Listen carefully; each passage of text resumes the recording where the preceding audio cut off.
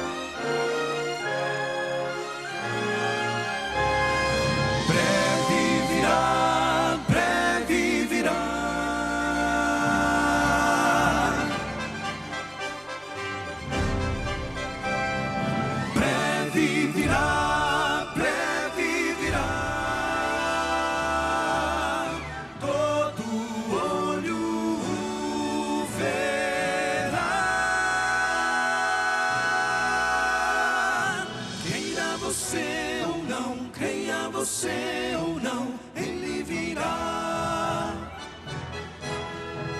A profecia diz, a palavra diz que ele virá.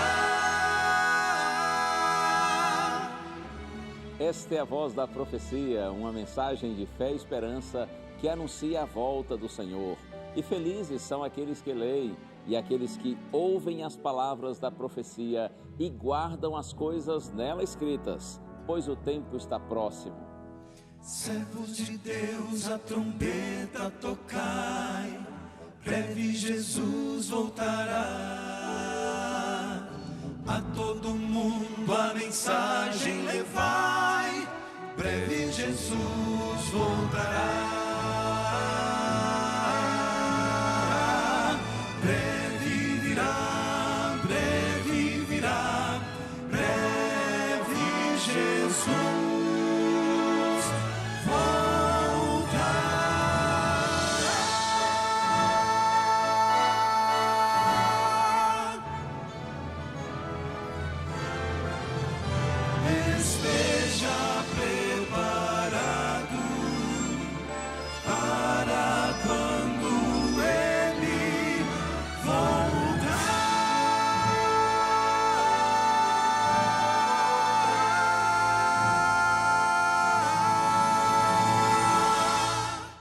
É sempre bom ter a sua companhia. Muito obrigado, porque você está aqui conosco na TV Novo Tempo, o canal da Esperança. Esteja você onde estiver, pelo Brasil, pelo mundo. Muito obrigado pelo carinho de sua audiência. E a gente tem o prazer aqui na Novo Tempo de ter telespectadores das mais diferentes denominações religiosas. E não só cristãs. Sempre tem gente que é budista, que é muçulmano e de outros movimentos religiosos que acompanham a programação da Novo Tempo. Muito obrigado pelo seu carinho. Muito obrigado a você que é membro da Igreja Assembleia de Deus, uma das maiores igrejas cristãs desse país. Muito obrigado, viu? Por você, querido irmão, querida irmã assembleana. Você também que é da Igreja Batista, da Presbiteriana, da Metodista. Você que é da Igreja Testemunha de Jeová, você que é da Quadrangular, Igreja do Evangelho Quadrangular, você que é da Igreja Universal do Reino de Deus, da Igreja da Graça de Deus, seja qual for a sua igreja, a sua denominação religiosa, um abraço também para os queridos amigos luteranos e para você que é espírita, enfim, para todo mundo. Todos aqueles que têm temor a Deus no coração e que agora estão buscando ao Senhor com sinceridade, todos vocês são bem-vindos à TV Novo Tempo e ao programa A Voz da Profecia. E olha, eu sei de gente também que não professa nenhuma religião, mas ainda assim assiste a Novo Tempo. Então, muito obrigado a você também, que é um filhinho de Deus, uma filhinha de Deus, que não está ligado assim, a nenhuma denominação religiosa, mas tem temor a Deus no coração. Que cada dia mais o Senhor continue a linda obra que eu sei Ele já está fazendo na sua vida. Tem mais músicas do Quarteto Arautos do Rei daqui a pouquinho e a gente também tem testemunho de alguém que foi chamado por Deus, fugiu de Deus, mas voltou para Deus, porque Deus nunca desiste dos seus filhinhos. E eu terei o prazer de compartilhar com você hoje uma mensagem que eu tenho certeza vem do coração de Deus para mim e para você. Estamos juntos, a voz da profecia.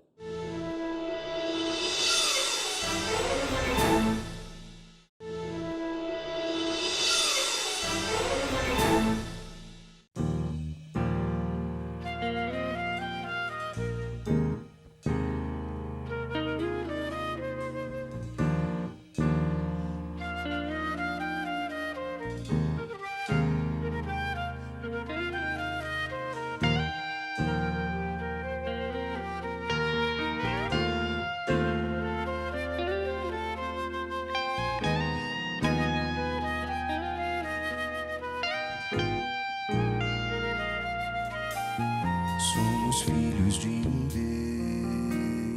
Deus que um dia nos criou. Fomos salvos por Jesus, que na cruz por nós morreu. Somos templos do Espírito, que um dia nos tocou. Fomos sim justificados pela graça lá do céu. Só nos resta agradecer no viver a esse Deus, pela vida que nos deu, pelo preço que pagou. Como herdeiros da promessa, não devemos esquecer de entregar a Ele agora nossa vida que comprou. A Deus pertencemos pela criação, em Deus renascemos pelo seu perdão. De Deus nós seremos pela redenção. Em Cristo nós temos plena salvação.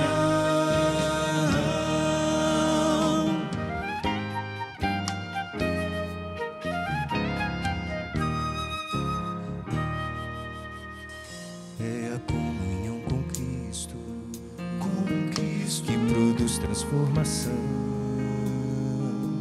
é a submissão a Ele, só a Ele que corrige o viver. É aceitar seu sacrifício que traspassa o coração, comunica a vida eterna e projeta um novo ser. E é pela obediência aos reclamos desse amor, é por frutos que mostramos que nós somos de Jesus. Pela fé nós aguardamos o retorno do Senhor, para buscar aqueles que o esperam em poder, em glória e luz. A Deus pertencemos pela criação, em Deus renascemos pelo seu perdão. De Deus nós seremos pela redenção. Em Cristo nós temos plena salvação. A Deus pertencemos pela criação, em Deus renascemos pelo seu perdão. De Deus nós seremos pela redenção. Em Cristo nós temos, em Cristo nós temos, em Cristo nós temos plena salvação.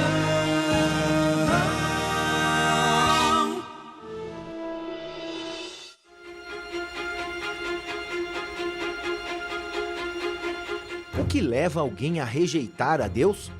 Essa talvez seja uma resposta não muito simples de se dar e, ao mesmo tempo, algo bem particular de cada um. Será porque acreditam que não precisam de um Salvador? Será por medo de rejeição social ou perseguição por assumir a Cristo? Será porque as coisas oferecidas pelo mundo são mais importantes e atraentes que as eternas? Por que será que muitos resistem às tentativas do Espírito Santo? Cada um tem suas histórias e seus motivos. Adalício Miranda também teve. Ele conheceu a Igreja Adventista do Sétimo Dia no início da década de 1980, mas demorou 14 anos até tomar sua decisão. Proprietário de um bar e amante do futebol, ele nunca se opôs ao fato da família frequentar a Igreja Adventista, mas ele mesmo não queria saber de compromisso com Deus. A minha rotina antes de vir para a igreja eu trabalhava, mexia com comércio, com bar. A minha rotina era bar durante a semana, final de semana era futebol. E eu era um católico, mas não praticante. Então, eu não tinha também, na época, não tinha preferência por nenhuma igreja. Às vezes, ir na igreja, numa igreja, a não ser católica, poucas vezes eu fui.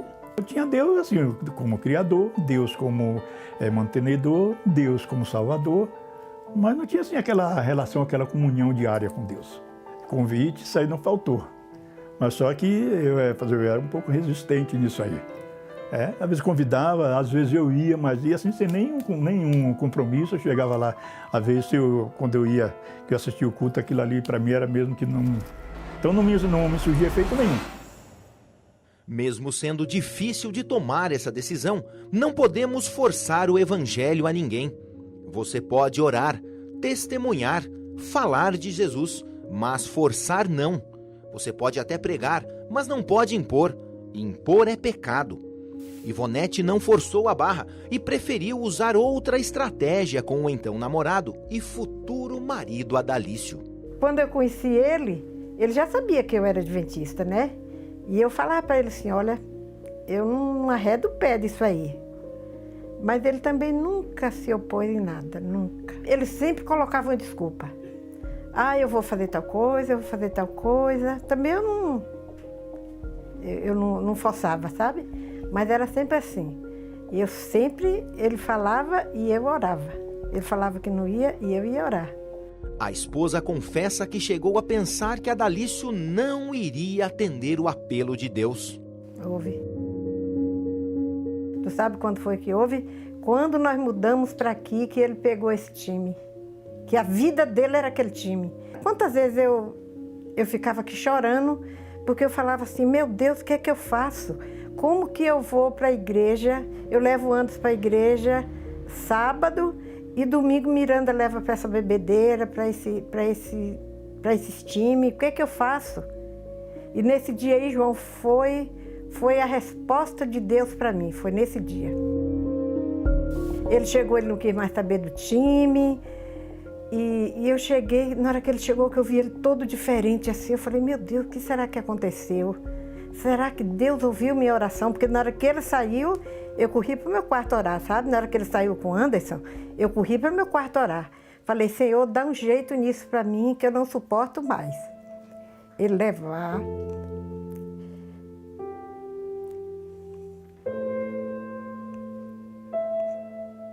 Eu levar meu filho sábado para a igreja e ele levar meu filho no domingo para essas coisas, não dá certo. Uma das coisas mais difíceis para o ser humano é mudar. Isso não quer dizer que as pessoas não queiram mudar, mas olhe ao seu redor. Quantas pessoas você conhece que estão insatisfeitas com algo em sua vida? Quantas delas querem trocar a chave e mudar o seu rumo? A verdade é que mesmo com a melhor das intenções, a mudança foge de nós. Isso porque quando se trata de uma mudança verdadeira, duradoura e positiva, o único rumo certo a seguir é o de Deus e do seu propósito para as nossas vidas. Primeiro, para eu ir para a igreja aceitar, eu queria ter convicção daquilo que eu estava fazendo. Às vezes a gente fica naquela dúvida, né? E agora a questão disso aí não foi um bom tempo, foi 14 anos. 14 anos, eu tenho certeza que foi através da oração.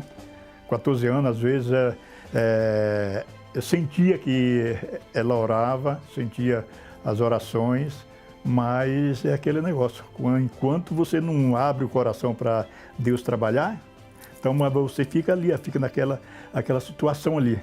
Mudanças de comportamento necessitam de muita paciência. Afinal, é muito complicado abandonar um jeito de viver e se impor numa nova forma de agir.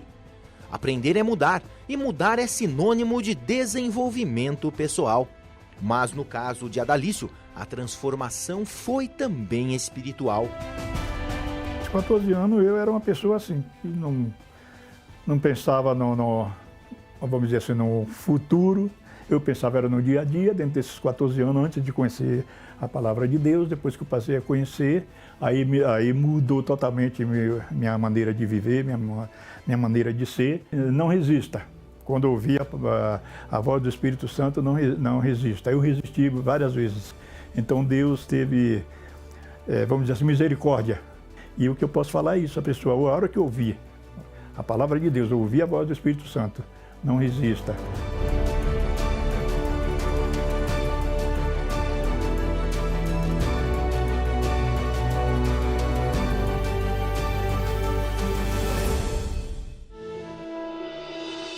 Louvado seja o Senhor, porque Ele é bom, Ele nunca desiste dos seus filhinhos. E olha, por falar nos filhinhos de Deus, eu tenho para você aqui um presente muito lindo, que é esse aqui, o DVD Paulo, o Mensageiro da Cruz. Aqui existem 15 temas, todos eles baseados nos ensinos de Paulo nas suas cartas. Se você deseja esse material, peça que a gente lhe manda com muito carinho. Eu estou certo de que esse material aqui vai abençoar a sua vida, porque conduz você para a palavra de Deus, para o próprio Deus. Deseja o material? Peça para a gente aí. A gente lhe manda pelo telefone. Nosso número 0 operadora 12 21 27 31 21. Aliás, a gente não manda pelo telefone, né? A gente manda pelo correio, mas você pede aí pelo telefone ligando em horário comercial. Outra opção é você pedir pelo WhatsApp. Nosso número 12 981 00 1615 está aí na sua tela. A gente vai mandar direto para o seu endereço e você será abençoado com esse material lindo. Vamos agora para um pequeno intervalo, mas logo depois eu volto e tenho o prazer de abrir com você a palavra de Deus. Estamos juntos.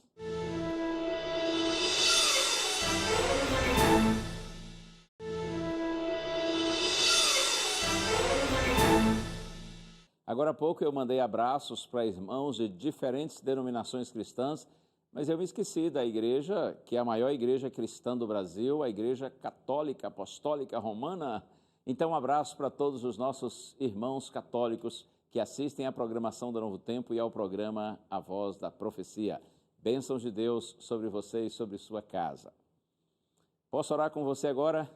Para em seguida nós abrirmos o livro de Deus. Pai querido, nós nos voltamos a Ti e clamamos, Senhor, permanece conosco e concede-nos o entendimento da Tua palavra, para que este seja um alimento sólido, consistente e nutritivo para todos os Teus filhos. Nós oramos em Jesus. Amém. Já vou abrir a minha Bíblia no profeta Oséias, está aqui já marcadinho. Se você quer buscar aí na sua Bíblia, profeta Oséias, no Antigo Testamento, capítulo 6. Vou ler os versos 4 a 7, tá bem? Profeta Oséias, no Antigo Testamento, capítulo 6, versos de 4 a 7. Está escrito assim: Que te farei, ó Efraim? Que te farei, ó Judá? Porque o vosso amor é como a nuvem da manhã e como o orvalho da madrugada que cedo passa. Por isso os abati por meio dos profetas. Pela palavra da minha boca os matei, e os meus juízos sairão como a luz. Pois misericórdia quero e não sacrifício, e o conhecimento de Deus mais do que holocaustos. Mas eles transgrediram a aliança como Adão, eles se portaram aleivosamente contra mim. Palavra de Deus, não é? O Senhor, nesse texto que nós lemos, o Senhor começa a dizer assim: que te farei, ó Efraim? Que te farei, ó Judá? Esse é um clamor que parte do coração de um pai, que procura carinhosamente pelo filho, mas é por ele rejeitado. Depois de Deus tentar persuadir Israel e Judá a se arrependerem. Então o Senhor vê que seus esforços foram inúteis.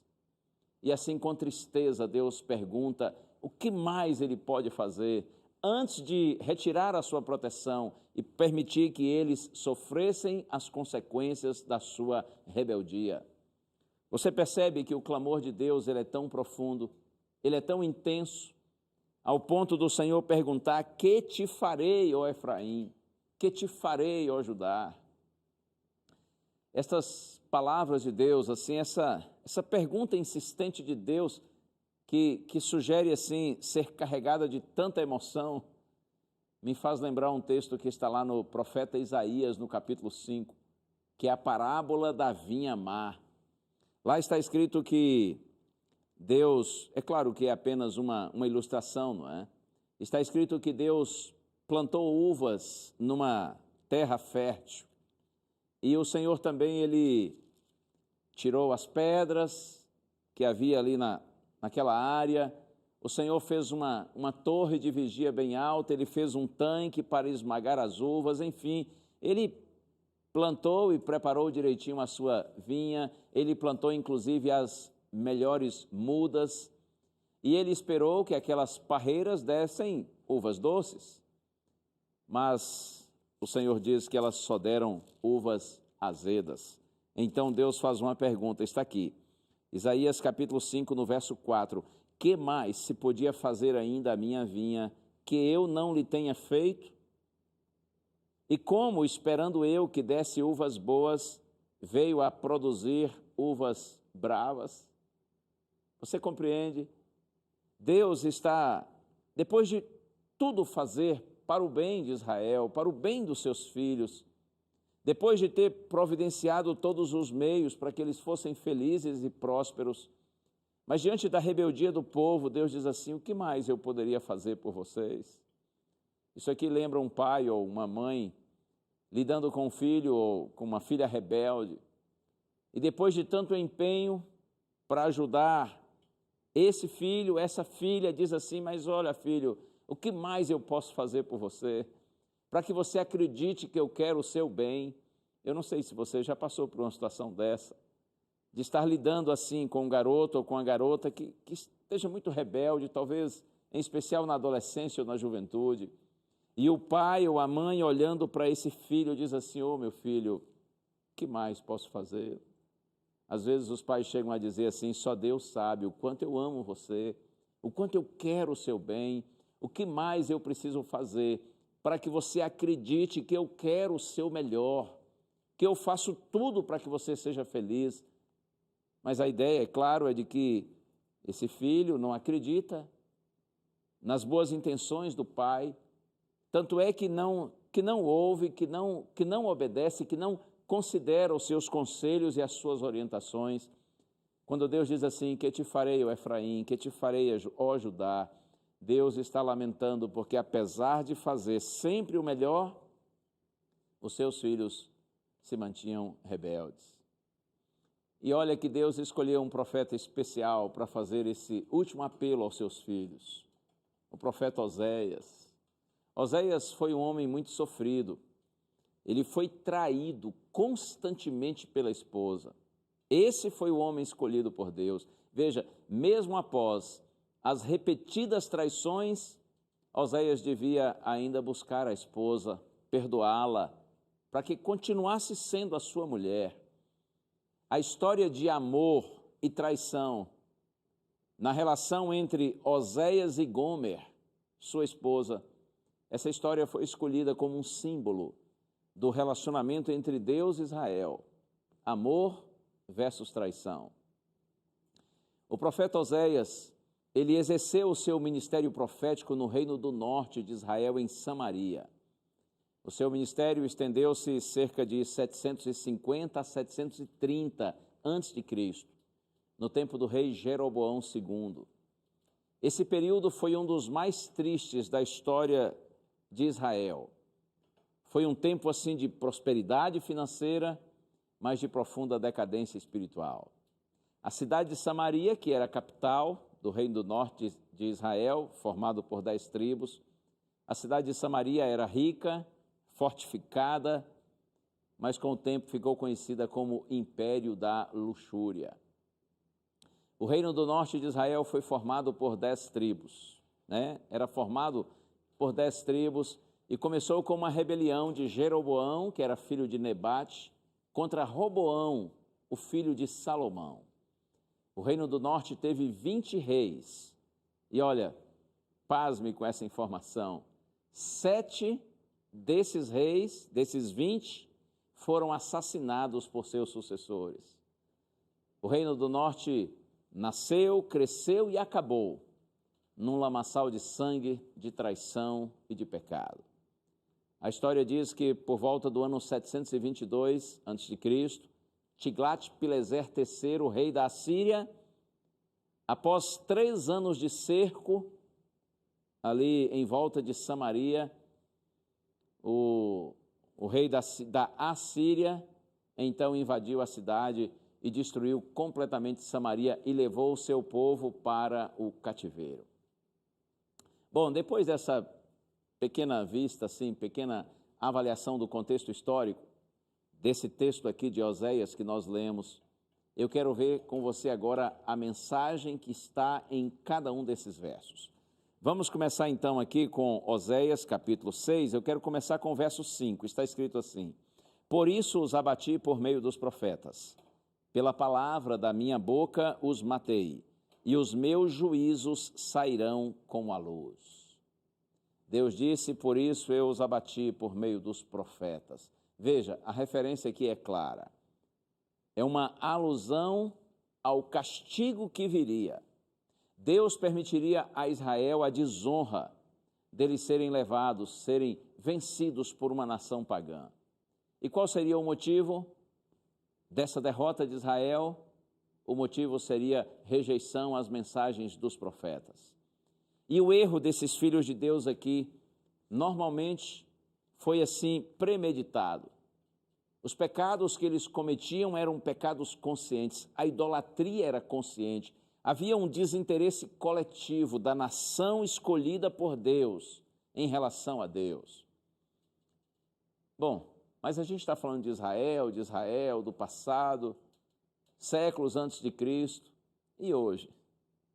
Vamos pensar em nossa realidade, porque os cristãos hoje entendem que eles formam o Israel espiritual de Deus na atualidade.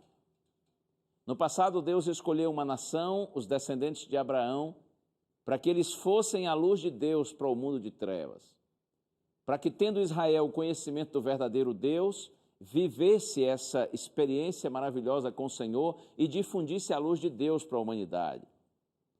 Mas hoje Deus não tem uma nação escolhida. Hoje Deus tem uma igreja, um povo de todas as nacionalidades. Por isso que a gente diz que Deus tem hoje um Israel espiritual que é a sua igreja. E qual é a condição espiritual do Israel de Deus na atualidade?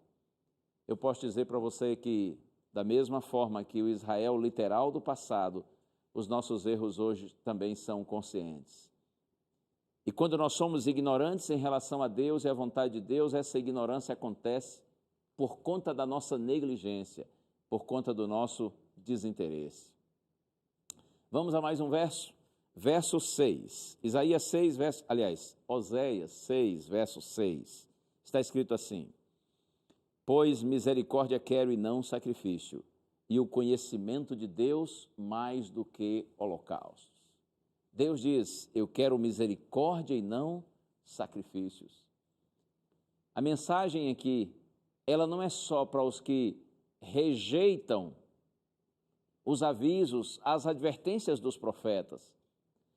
A mensagem aqui é também para aqueles que pensam que vivem de acordo com a vontade de Deus, mas viviam, na verdade, de formalidades, de meras cerimônias destituídas de genuína adoração. Eram pessoas que praticavam o culto, mas não o viviam. Pessoas que estudavam a lei de Deus e muitas vezes até conheciam de cor a lei de Deus, mas não viviam o espírito da lei do Senhor, não viviam o espírito das mensagens dos profetas. Eram pessoas que estavam preocupadas com a quantidade de sacrifícios, mas não com a qualidade desses. Eram pessoas, eu poderia dizer, que estavam presas à forma da religião, mas não ao verdadeiro propósito do culto. Esse verso, inclusive, lembra um texto que está no Salmo 51, versos 16 e 17. Eu vou ler aqui para você. Salmo 51, versos 16 e 17. Quando Davi está orando, confessando a Deus os seus pecados e clamando pelo perdão do Senhor, ele diz assim: pois não te comprases em sacrifícios, do contrário eu te daria. E não te agradas de holocaustos. Sacrifícios agradáveis a Deus são o espírito quebrantado, coração compungido e contrito, não o desprezarás, ó Deus. Hoje Deus diz para a igreja, hoje Deus diz para você e para mim: eu quero misericórdia. Misericórdia é a religião na sua prática, é a religião na sua essência. A misericórdia é fruto do conhecimento real de Deus. Quando você e eu, nós conhecemos a Deus, nós vemos os nossos semelhantes com os olhos de Deus. Quando nós conhecemos a Deus, nós sentimos compaixão dos nossos semelhantes. E o apóstolo Paulo tem uma advertência muito séria em relação a isso, está na primeira carta a Timóteo, capítulo 5, verso 8.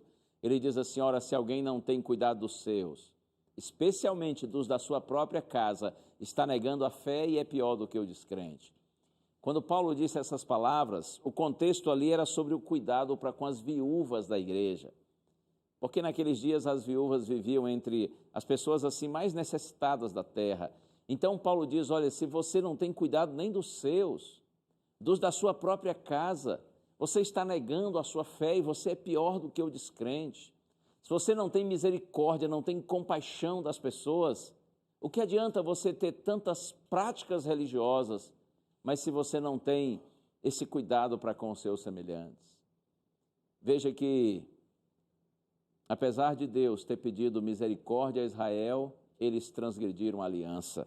Olha aqui no verso 7, voltando para Oséias. Capítulo 6, verso 7, está escrito assim: mas eles transgrediram a aliança como Adão, eles se portaram aleivosamente contra mim. Veja que Deus, ele criou Adão, a sua esposa Eva, colocou ambos num lugar maravilhoso, o Jardim do Éden, e Deus esperou lealdade e obediência desse casal em resposta àquilo que o Senhor fez por eles. Da mesma forma, Deus tira Israel do Egito, Deus conduz Israel em direção à terra prometida, dando vitória aos israelitas sobre os seus inimigos. Deus esperou lealdade, Deus esperou obediência, Deus esperou amor em resposta. Depois de tudo que Deus fez por Israel, tirando Israel do Egito, levando para a terra prometida, dando vitória sobre os inimigos, mas do mesmo jeito que Adão e Eva falharam, Israel também falhou. E você e eu hoje somos alvos de tantas bênçãos, não é? O Messias prometido por séculos já veio, a gente já sabe que Jesus veio, morreu por nós e ressuscitou. A gente já sabe que Jesus está hoje intercedendo no santuário celestial por nós. O Espírito Santo prometido por Cristo já foi concedido e ele está habitando em nós e trabalhando hoje no mundo. Nós temos hoje a palavra escrita, a revelação especial de Deus. Nós temos os dons espirituais como igreja de Deus na atualidade. Nós temos liberdade para viver e para pregar o Evangelho. Mas quantas vezes nós vivemos como se nós não conhecêssemos o Senhor? Quantas vezes o Israel espiritual de Deus na atualidade condescende com o mundo e brinca com o pecado? O mesmo Deus que disse que Israel quebrou a aliança, ele está nos vendo hoje. Você e eu precisamos pensar com seriedade nesse assunto. Vamos ao verso 4, eu deixei esse a propósito para o final. Oséias, capítulo 6, verso 4, está escrito: que te farei, ó Efraim, que te farei, ó Judá, porque o vosso amor é como a nuvem da manhã e como o orvalho da madrugada que cedo passa. A ênfase aqui é no amor passageiro, o amor transitório, efêmero do povo de Deus. Terrível é para quem ama de todo o coração ver a pessoa amada retribuir esse sentimento profundo e lindo de uma forma superficial. O Senhor aqui está falando de um amor que não resiste ao vento das atrações e os encantos do pecado. Deus está falando aqui a respeito de um amor que não resiste ao calor do sol, das provações. Um amor que passa tão rápido, Deus diz, como a nuvem da manhã. Um amor egoísta, interesseiro, que só cresce na medida em que bênçãos materiais se multiplicam. E quantas pessoas, quando não veem as bênçãos materiais se multiplicarem, elas se afastam do Senhor, elas passam a culpar a Deus. Com tristeza, Deus disse que Israel o abandonou, que Israel o deixou. Inclusive, eu vejo aqui no capítulo 11, nos 2 primeiros versos, umas palavras de Deus assim tão lindas, mas ao mesmo tempo tão tristes. Deus diz assim: quando Israel era menino, eu o amei, e do Egito chamei o meu filho. Quanto mais eu os chamava, tanto mais se iam da minha presença. Sacrificavam a Balaíns e queimavam incenso às imagens de escultura. É forte isso, não é? Deus diz assim: quanto mais eu os chamava, mais se iam da minha presença. Pessoas que dizem que amam a Deus, mas não se aproximam dele, não querem conviver com ele, não querem conhecer a pessoa que dizem ser amada. Eu amo, mas eu faço a minha vontade. Hoje você está correndo para Deus ou você está correndo de Deus? Hoje você está vivendo no centro da vontade de Deus ou vivendo um cristianismo segundo a sua vontade, de acordo com sua conveniência? Oh, meus amigos, eu sempre penso nisso e gosto de dizer, não há nada mais sublime nessa vida do que nós termos convicção de que estamos vivendo no centro da vontade de Deus. Essa é a maior riqueza que nós podemos ter. Mas quantas vezes nós cristãos estamos em realidade vivendo no centro da nossa própria vontade? Quantas vezes nós, Igreja de Deus, Israel de Deus na atualidade, estamos vivendo um cristianismo de conveniência, segundo nossos próprios interesses, segundo nossos próprios pensamentos e convicções? Quantas vezes nós nos afastamos da palavra de Deus, da lei de Deus, da vontade de Deus e vivemos assim, de acordo com nossa cabeça? Quantas vezes nós temos deixado o nosso compromisso com as verdades bíblicas? Essa falta de compromisso com as verdades bíblicas revela quão superficial, quão raso é o nosso amor a Deus. Mas eu quero avançar um pouquinho mais com você. E agora eu saio do Antigo Testamento e vou ao Novo Testamento. E eu quero ir ao Evangelho escrito por Mateus no capítulo 23. E aqui há uma outra manifestação de Deus, linda, mas cheia de tristeza, exatamente por conta da rebeldia do seu povo. Pense você comigo, Jesus, cerca de 7 séculos depois, o Senhor Jesus, 7 séculos depois das palavras do profeta Oséias, o Senhor Jesus, o próprio Deus, o Filho de Deus, ele se torna homem, ele vem habitar entre os homens e ele vai a Israel. Que coisa tremenda, hein? E quando Jesus sabe que está chegando, já aproximando sua hora de morrer, num determinado dia, quando ele entra em Jerusalém e ele contempla a cidade de Jerusalém, Jesus profere essas palavras aqui, lindas e cheias carregadas de tristeza. É Mateus capítulo 23, verso 37. Jerusalém, Jerusalém, que matas os profetas e apedreja os que te foram enviados, quantas vezes quis eu reunir os teus filhos, como a galinha ajunta os seus pintinhos debaixo das suas asas, mas vós não o quisestes. Jerusalém, Jerusalém, diz o Senhor, quantas vezes eu quis reunir os teus filhos, como a galinha junta os seus pintinhos debaixo de suas asas, mas vocês não quiseram. Vocês matam os profetas e apedrejam os que lhes foram enviados. Coisa tremenda, hein? E aí Jesus faz uma profecia e diz assim: eis que vossa casa vos ficará deserta. A repetição Jerusalém, Jerusalém, aprofunda a tristeza. No meu entendimento, só aprofunda a tristeza que está contida nessas palavras do Senhor Jesus. E quando Jesus olha para o futuro, e não um futuro tão distante, cerca de 40 anos depois desse dia, os romanos viriam e Jesus profetiza que Jerusalém ficaria deserta. O Sinédrio, que era o tribunal dos judeus, tão imponente, tão importante, não tomaria mais nenhuma deliberação. O templo suntuoso, grandioso, que era um espetáculo para o mundo naqueles dias, o templo seria destruído e Jesus profetizou que não ficaria pedra sobre pedra que não fosse derribada. As sinagogas seriam queimadas, as estradas ficariam cheias de entulhos e os habitantes de Jerusalém ficariam perplexos e na miséria. As famílias perderiam seus entes queridos e, aliás, muitas famílias seriam inteiramente extintas, completamente destruídas. Triste, não é? Jesus estava olhando para o futuro e com tristeza, vendo tudo isso que estava para acontecer. E eu fico pensando assim, quantos pregadores, quantos profetas anunciariam esses juízos com tanta compaixão, não é? Jesus, ele usa aqui o exemplo de uma ave mãe, que estende suas asas sobre os seus filhotinhos para protegê-los nas horas difíceis.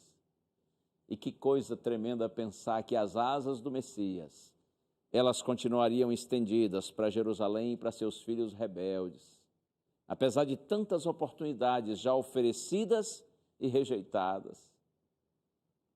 Mesmo diante de toda a dureza de coração do seu povo, Jesus ainda estava disposto a seguir para a cruz, a fim de dar àqueles homens, os que viveram antes deles, e a nós que viveríamos depois, uma oportunidade de salvação.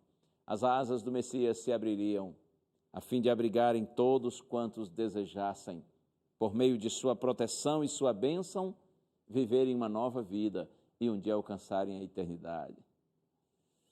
E agora eu estou pensando um pouco mais na frente.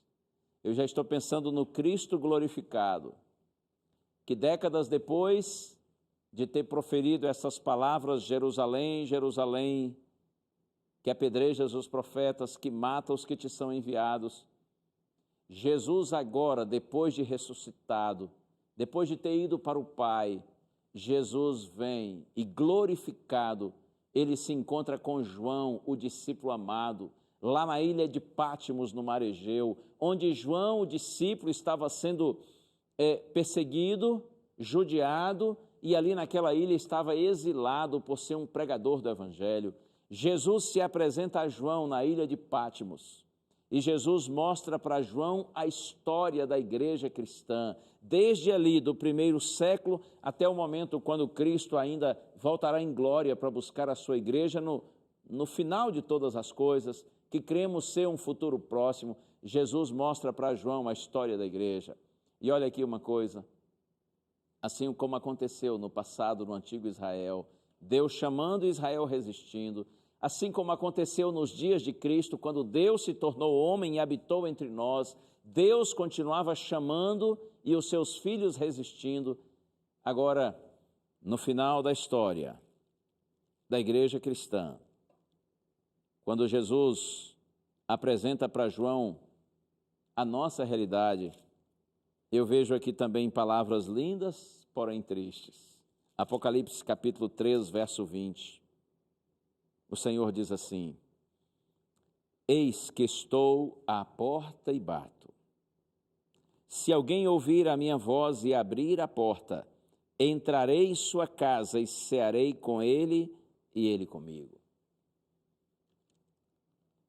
Vamos pensar nisso. No final da história da igreja cristã, no final da história desse velho mundo, o Senhor Jesus está como um suplicante à porta, pedindo admissão. Não é impressionante isso? Quantas vezes a gente olha para o antigo Israel e diz, mas que povo duro de coração, como eles foram resistentes aos apelos de Deus, às bênçãos de Deus, como eles foram ingratos. Mas pense comigo, no final da história da igreja cristã, no final dos tempos, no nosso tempo, Jesus estaria como um suplicante à porta, do lado de fora, batendo, pedindo admissão, pedindo entrada. O oferecimento de Cristo é lindo. Eis que estou à porta e bato. Se alguém ouvir a minha voz e abrir a porta, entrarei em sua casa e cearei com ele e ele comigo. Isso tudo é lindo. Mas como eu disse, aqui há uma mensagem muito triste, e a mensagem é essa: quantas vezes nós, filhos de Deus da atualidade, nós também temos deixado o Senhor do lado de fora. Nós temos deixado o Senhor como um suplicante à porta, batendo, pedindo admissão, mas o nosso coração permanece endurecido para Deus.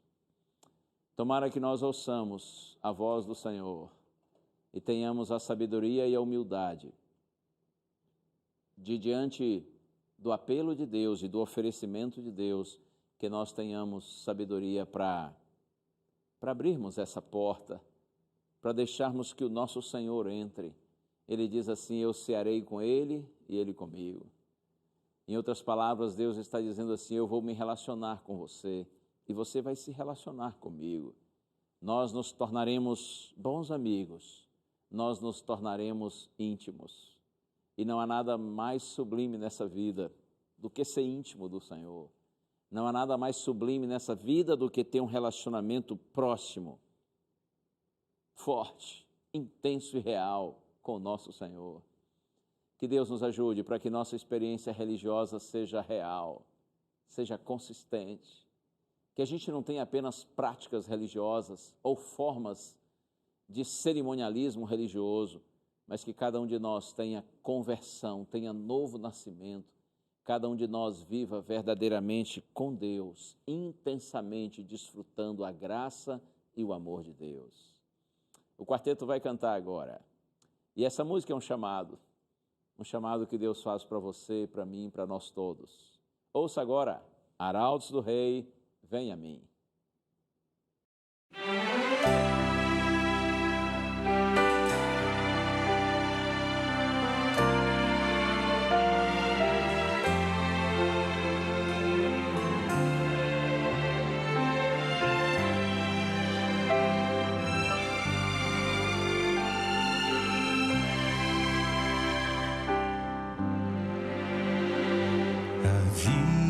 Tem tristezas, temores e aflição, e nossos sonhos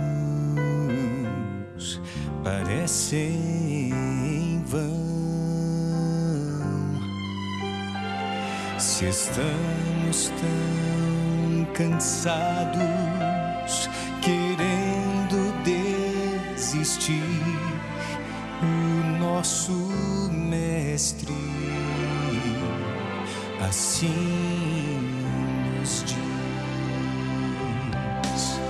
venha a mim, com eterno amor te amei, venha a mim, com paciência esperei, minha vida dei e me entreguei, sofri a cruz por ti, volta já para o lar e hoje vem a mim.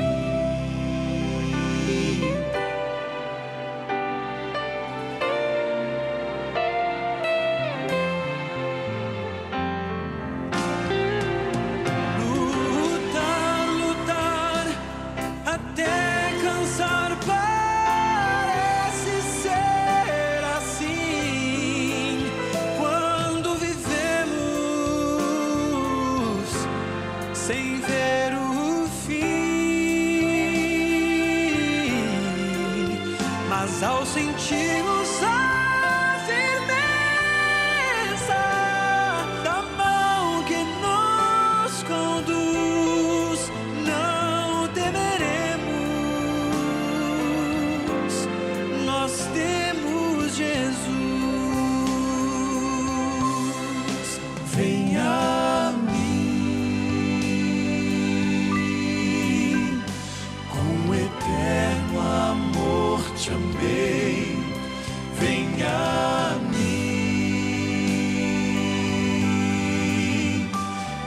paciência esperei, minha vida dei e me entreguei, sofri a cruz por ti. Volta já para o lar que hoje vem a mim. Vem a mim. Com eterno amor te amei. Vem a mim. Com paciência esperei, minha vida dei e me entreguei, sofri a cruz por ti. Volta já para o lar que hoje vem a mim. Volta já para o lar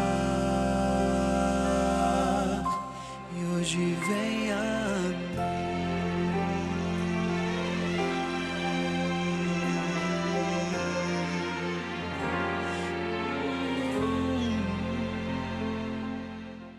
Você sabe que outro dia, ouvindo o pastor Rodrigo Silva explicar a respeito desse verso onde Jesus diz: eis que estou à porta e bato, se alguém ouvir a minha voz e abrir a porta, entrarei em sua casa. Ouvindo o pastor Rodrigo falar a respeito disso, ele disse que no Antigo Oriente as pessoas não batiam na porta, elas se anunciavam. Só batia na porta quando o caso era de extrema urgência. Mas o normal era as pessoas chegarem junto à porta e se anunciarem. E elas gritavam e diziam: fulano, estou aqui, sou seu amigo. E então a pessoa recebia permissão para entrar. O normal era se anunciar e não bater. Por que Jesus diz: eis que estou à porta e bato? Porque há uma urgência nessa disposição de Cristo. A ideia é de que nós necessitamos muito que Ele entre logo. Há uma urgência nesse chamado de Cristo para você e para mim. Por isso que Jesus diz: eis que estou à porta e bato. O assunto não é apenas de anunciar, mas é de bater para que a resposta seja pronta, para que a resposta seja rápida, porque nós temos uma grande necessidade de Deus em nossa vida. O Senhor está batendo, o Senhor está chamando, o Senhor está se apresentando, o Senhor está convidando você para que você permita que Ele esteja com você, para que Ele viva com você. Jesus está dizendo para você nessa hora: vem a mim, vem para valer, vamos viver juntos, vamos ter uma experiência juntos, para a sua salvação, para a sua felicidade. Em nome de Jesus, atenda ao chamado do Senhor. Não resista a essa voz suave, tão maravilhosa, que nos chama. E mais que isso, que suplica, que insiste e que mostra a nossa urgência. A urgência da necessidade que nós temos dEle. Deus abençoe você. Vamos orar. Pai querido, louvamos o Teu nome, Senhor, porque apesar de tão irresistentes aos Teus apelos, como foram os Teus filhos no passado, Tu hoje permaneces, Senhor, com paciência e bondade, nos chamando, nos advertindo, nos convidando para que estejamos com o Senhor. Ó Deus, que essa bendita graça oferecida seja por todos nós apreciada, desfrutada. Estamos nas Tuas mãos, Senhor. Vem e habita em nós. Oramos no nome santo de Jesus. Amém. Bênçãos de Deus para você, para toda a sua família. Siga confiante na palavra do Senhor. E se o Senhor permitir, a gente se vê logo mais no próximo programa. Fica na paz, fica com Deus. Um abraço. Tchau.